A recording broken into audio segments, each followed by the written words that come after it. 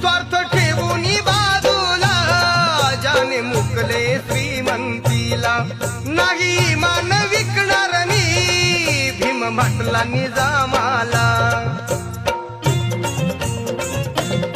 स्वार्थ ठेवून बाजूला ज्याने मुकले श्रीमंतीला, नाही मान विकणार मी भीम म्हटला निजामाला।